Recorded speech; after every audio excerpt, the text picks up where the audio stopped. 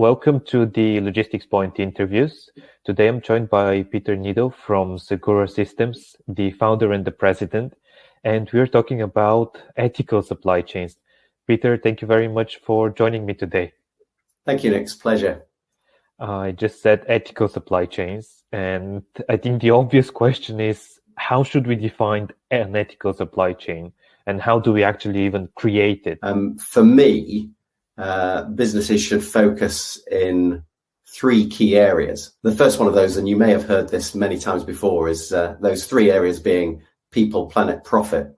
And the third one is always a bit contentious, the profit one, but I will explain myself a little bit on that one. But first of all, it's a supply chain where throughout the layers of the supply chain and everybody that's supplying the business, the people that are involved and doing the work in that are looked after and working in good conditions and not exploited. And we see this all over the world. Even today there are millions, some reports as much as 45 million bonded labor and slave labor around the world, and that can't be a part of an ethical supply chain. So weeding out those practices throughout the layers is important. We only have one planet, so it's got to be a supply chain that is looking after the planet. And if it's not doing good to the planet, at least it's doing no harm. And I don't think there are many businesses out there that could say that about their supply chain. So that's really important. And then thirdly, profit is still important, because whilst you take care of your people and look after your supply chains ethically and sustainably, the businesses still do need to make some money, or else it doesn't become a sustainable business. So it's those kind of three big indicators, often referred to as the triple bottom line, that are really important. The how do we create them side is the much more difficult question to answer. And I think that, for any business, they've got to get a grip on what's going on in their supply chain. Now, for the industry in which Segura deals in, the fashion and textiles industry, supply chains can be many layers and very complicated. In terms of a small client of Segura may have 500 tier one suppliers, garment manufacturers. And that's just the start of it, because then they've got usually 15, 20, 30 suppliers of components and assets that they need to order from in order to make garments. And then those suppliers usually have a fairly sizable number. So before you know it, you can go from 500 to 5,000 suppliers in a supply chain. And the difficulty of that is uncovering who's supplying whom.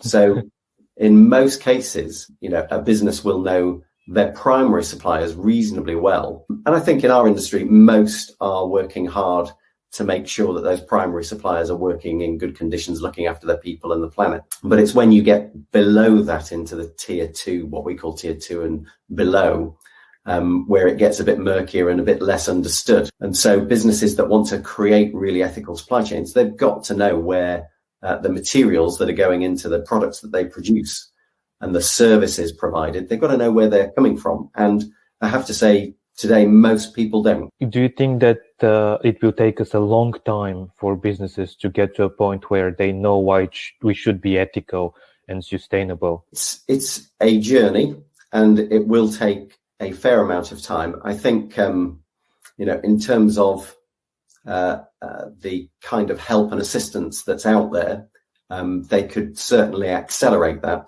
But yes, people have got to take a phrase that I've often used and coined from other people is grasp the nettle.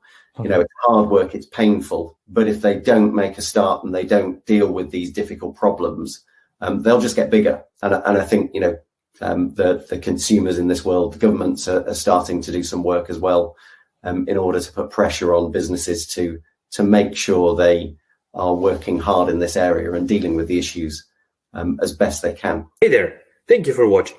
We will continue with the interview shortly.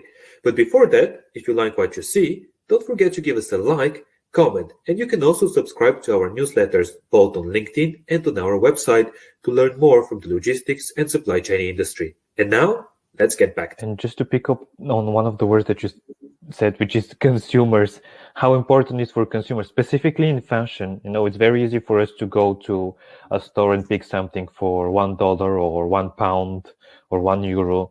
How important is the role of consumers in all of this? Massively important. And from a business's point of view, they're there to meet the demands of their customers.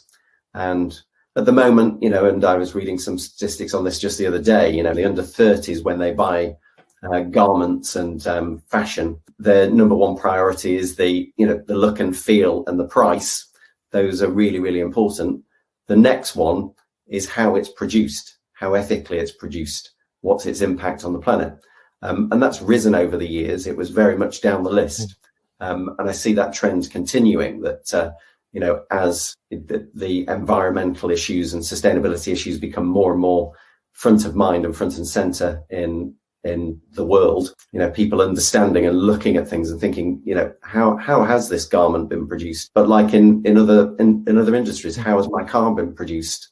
My house, all of these big items, have they been produced in a way that's impacted the planet least or neutrally, or even had a positive impact?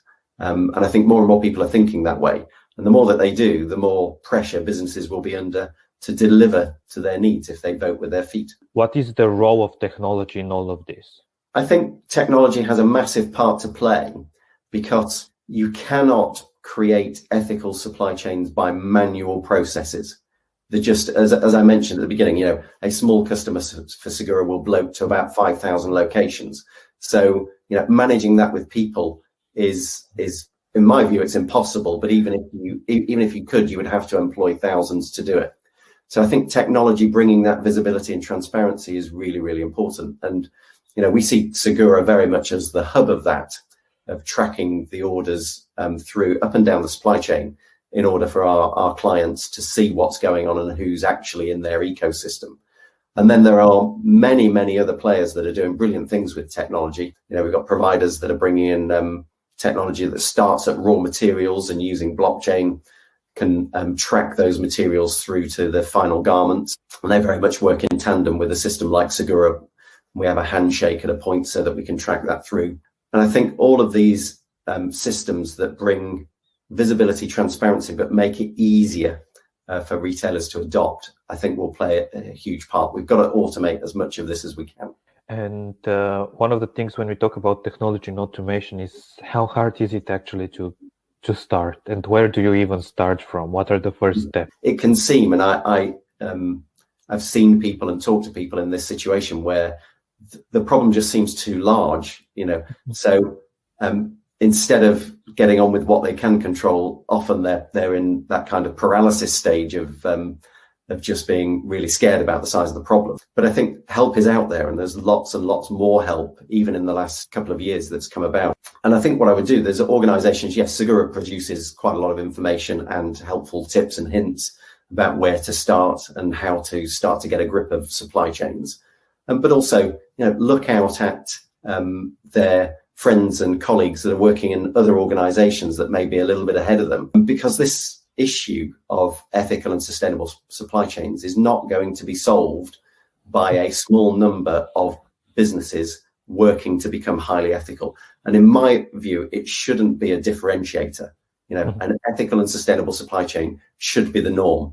It's not, but it should be.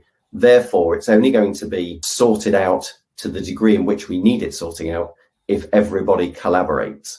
And it's often what I say to a lot of the retailers that we work with, and those that we're trying to work with, is, they are not differentiated. A person doesn't choose between one brand or another on the basis of where they get their wood pulp from. But in order to create more sustainable supply chains with sustainable wood pulp, they need to collaborate together to work on that. So I think that there needs to be more of these, and there are some good forums out there where they can meet each other, collaborate, discuss these issues, and obviously they can talk to us, and we'll happily point them in the right direction. Well, thank you very much for your time, and for everyone watching, you can learn more in the description down below and also on our website. Peter, thank you very much. Thanks, Nick. Pleasure.